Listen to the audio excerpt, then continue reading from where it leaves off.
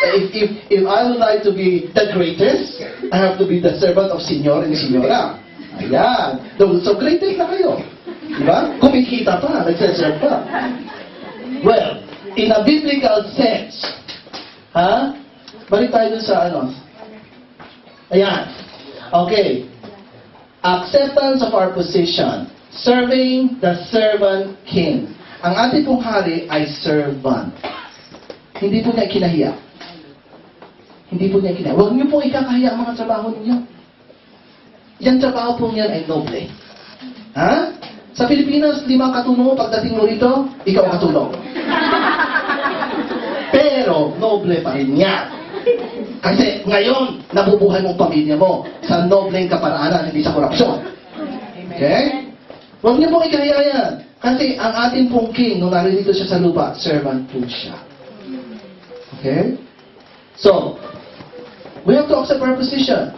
And to accept ourselves as a servant, we have to be faithful. Are you a faithful servant of God? Amen. Amen. Nagbibigay ba kayo ng tithes nyo? Amen. O, di faithful ka. Ayaw hindi nagbibigay? Unfaithful. Okay. Fake. Hindi daw fake. Fake. Okay. Are we fed at His table? Tayo po as a servant of God, every Sunday, we are enjoying the Word of God. Ito po ang ating food. Sabi po ni Jesus, hindi lamang tayo, ang tao daw hindi nabubuhay lamang sa tinapay, kundi sa salita ng Diyos. Okay?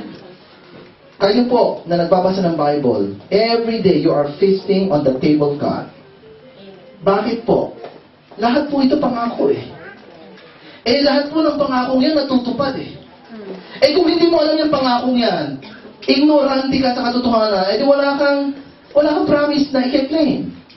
Hindi mo alam, ikaw pala ay, there was an illustration of an ignorant man na sumakay sa isang luxury ship at may nagregalo sa kanya ng ticket. Yung pong ticket, everything included. Ito pong ignorant man na ito, pumunta. Ayaw niya pumasok sa cabin, wala daw siyang pera. Ayaw niya pumasok doon sa banquet table na feasting, wala daw siyang pera. Yung luxury ship na yun magbabiyahe ng 15 days. Nagbaon siya ng kanyang baon. Meron siyang tuyo, meron siyang ayun ang baon niya. At doon siya sa labas kasi daw wala siyang pera. Na-discover ngayon nung isa sa mga asapata. Crew. Okay. So my steward sa crew. Anong ginagawa mo rito? That was the last day of the tour. Anong ginagawa mo rito? Dito lang ako kasi wala akong pera. Pakita ng ticket. Nung makita yung ticket, lahat ng privileges nasa kanya. Sabi mo, dapat pumasok ka dito. Ang cabin mo first class. Ang iyong banquet na meron kang ticket dito, dapat lahat ng meals from breakfast, lunch, and dinner free. Kasama yan. Bakit walang magsabi sa akin? Okay? Tapos na. Expired na yung kanyang ticket. You know what? Kung minsan nakakatawa pakinggan po. Pero because of ignorance, dito po sa buhay na ito, we have the reason to enjoy life to the fullest. Ang pangako po ng Panginoon, I came to give you life in abundance. Kaya pag kayo may sakit, tatawag ka na sa Panginoon, Panginoon, pagalingin mo ako. Okay? Konting headache, gagaling yan. Hindi, hinihintay pa natin magkaroon tayo ng cancer bago tayo tumawag sa Panginoon. Pagpapatay na, saka natatawag. Di wala na. Diba? Samantala, konting headache pa lang, itawag mo na, resultado na. Wala na. Okay? You look younger, you're energized, hindi yung lahat ng sakit nasa sayo. Okay? Sabi ng Panginoon, namatay ako sa krus, hindi naman para patawarin ka ng kasalanan mo, kundi para pagalingin ka sa iyong mga karamdaman. Alam niyo ba yan? Amen! Kaya pag tayo po ay may migraine, kapag meron po tayo mga konting headache na yan, pwede po tayo lumapit sa Panginoon at ipanalangin at tanggapin ang kagalingan. Okay? So, ito po, kapag hindi nyo po alam ang laman nito, na marami pong mga codes ang pinagbabawal na bumasa ng Bible ang mga tao dahil sa ang dami pong sikreto na ayaw ninyong malaman.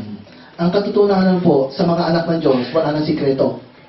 Sabi niya, kayo man ay mga servant ko, pero I treat you as a chosen one. Hindi ko kayo itinuturing na mga servants. Okay? Once we were servants of sin. Okay? Nung una tayo po ay mga servant ng sin. Bakit po naging tayo servant ng sin? Kasi lahat po ng kalayawan sa katawan, yun po ang hinahanap natin. Okay? Bakit ito? Ano kayong problema ko? Pag nag-window shopping ako, hindi ko makontrol. Binibili ko lahat. Hindi ko naman kailangan. Ayun, matsyarap naman. Nung una, matsakit.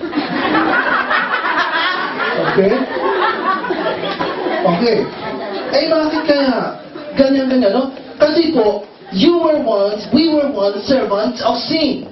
Hindi po natin mapigil ang sarili natin. Ha? Gusto natin yung nakikita natin. Nakita ni Eva. Ay, ang sarap pala nung fruta. Sabi ng Panginoon, kainin mo na yung iba dyan, wag lang yan. Ay, hindi, mas maganda ang kulay niya eh. Mas masarap yata yan compared sa iba. Kung ano yung pinagbabawal, yun ang masarap. Ayun. Yun. Kasi nga, yung kasalanan, ang sarap niya may mga sikreto eh. Ha? Yung mga sikreto dyan ng mga, meron kang sikreto, alam mo yun. Okay? Ang sarap na may mga sikreto, pero pag nabuko naman, ayan na, wasak ang buhay. No? Yun ang gusto natin, yung may mga konting sikreto. Ay, may nagsasabi, bata ka pa naman, subukan mo lang yan. Okay, subukan mo. Mamaya meron na siyang AIDS. Ngayon, batang-bata pa, meron nakita, minsan nasa kalye, siguro mga 15-year-old boy, ang gwapo, talaga mukhang mayaman, nagpapalimos kasi meron daw siyang AIDS. Okay? Itinakwil na magulang. Yeah? Di ba napakamiserable? Batang-bata pa yan? Ha? Okay? So, kasi sila ay servant sila ng sin. You know, if we are servants of God, kahit po umabot tayo ng 90, 100, gusto niyo ba umabot sa 100? Amen. May enjoy niyo yung buhay niyo to the fullest, to the maximum. Kasi tayo po, katulad po ng ignorant na sumakay dun sa toilets, dun sa ship na yon, yung po ignorante po siya eh. Hindi po nagbabasa. Yung ticket nasa kanya na nga eh. Sana binasa man lang. Bakit hindi niya binasa? Kasi ignorante. Mas nakikinig pa siya dun sa mga sabi-sabi. Huwag po kayo makinig sa sabi-sabi. Bumili kayo ng Bible kung wala kayong Bible. At basahin niyo po yung sinasabi ni Pastor. At paniwala po kayo sa katotohanan hindi mo sa kasinungalingan. Okay? So, as a servant of God, marami po tayong responsibilidad. Jesus already set us free. Siya po ang master natin. Binayaran na po niya tayo. Yung pong ating mga kasalanan, pinatawad na niya, tinubos na niya. Okay? So, ang cross po dapat empty. Walang image. Bakit po? Kasi the cross signifies love. Yung pong cross lang. Kapag po ang Diyos yung patay, dapat nakasabit yan. And one time po, meron po pumasok dun sa old church namin ng mga young people, at nakita nila po yung itong cross na ito. Ito pong paborito kong cross. Nakita po nila.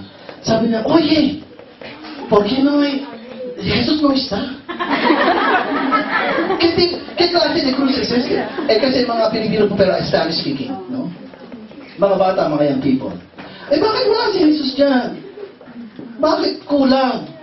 Ang sabi naman ng isa, nagko-coffee break. Kasi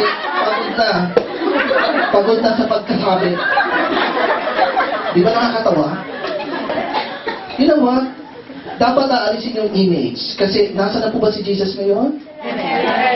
Seated at the right hand of the Father, interceding on our behalf. Amen. Si Jesus po, pinapag-pray tayo. Wow! si Jesus pala nagpe-pray sa atin? Yes.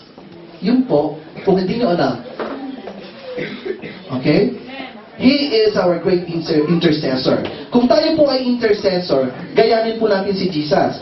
Kapag tayo po intercessor, let me tell you, if you are an intercessor, katulad ni Jesus, ang pinapanalangin mo, yung tao sa paligid mo, hindi yung sa sarili mo. Kasi bakit? Kapag ikaw daw, if you reach for others, if you serve others, the Lord will bless you. Yung pong iba, i-bless muna ako bago ako mag-bless sa iba. Mali po yun eh. Kailangan po muna tayo mag-sow. At pag-sow po natin na yan, saka po tayo magre-reap. Eh kung hindi po tayo nagsoso ng kabutihan, puro lamang ako. Ipag-pray mo ako. Ha? May kailangan ako.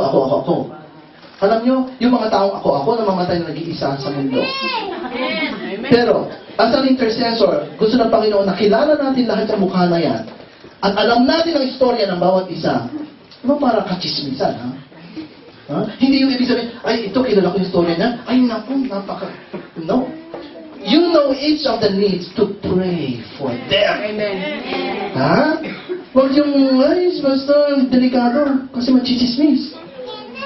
Okay? So, yung intercessor po, they are living for others. At yung pong mga marunong pong nabubuhay po para sa iba, makikita po natin ang buhay nila, life of abundance. And, as expected, we need to serve. Like Samuel, he answered sa Panginoon, "Here I am, Lord." Kapag po narinig natin ang boses sa Panginoon, sabihin niyo, "Lord, here I am. Use me." Yun lamang sasabihin mo sa Panginoon. At lahat ng imposible sa iyo, magiging posible sa Diyos. Let's see the last page. Is that... Okay. Our eternal choice is upon our gratitude to be His servant. Yun po ating eternal choice. Kung gusto po natin pumunta sa langit, yun po ang magbaban sa atin na maging servant ng Panginoon. Alam niyo po yung mga alam nila na pupunta sila sa langit, they don't mind what people will tell them. They will just do what God told them. Because they know where they are heading. Amen. If you would like to go to heaven, do whatever the Lord is telling you to do.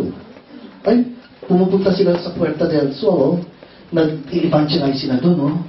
Para sila mga nakamay, nagpe-perform. Ano naman yun? Nakakahiya. You know what? Ito mga taong ito, and we are doing this, actually, I'm telling it here, and we will be, those who would like to come, I'm advertising, na after po on the 13th, meron po tayo ditong cafe, konsierto, yung pong 13th Friday, we are inviting the Spanish young people from the Plaza España. Meron po tayong Russian singers, musicians, professional po sila, and we have the art company performing back-to-back with them. Ito po ay yung sa 13th of April. So if you're free, please come and join the concierto. Ang tawag po ay Cafe Concierto. And then we are also going on the 14th, the following day po, sa Seoul para po to support the ministry of the Kilometro Zero. That every day, wala po silang patid na nag-evangelize. Yun po ang gusto na mangyari ng Panginoon sa atin. Sapagkat malapit na po siyang bumalik. At tayo po pupunta po tayo sa langit. Alam natin pupunta tayo sa langit. Pero yung pong mga tao sa kalye, patungo po sila sa impyerno. At kung hahayaan po natin na magpatuloy po sila sa kanilang ginagawa, responsibilidad po natin. Ang tatanungin ng Panginoon, anong ginawa mo habang buhay ka pa? Kaya po, we are called to be servants of God. If we consider ourselves as servants of God, if we know Jesus as our personal Lord and Savior, magpatuloy po tayong lumakad na katulad ni Jesus. Shall we all stand up and close in prayer? And let's sing that song, A New Heart.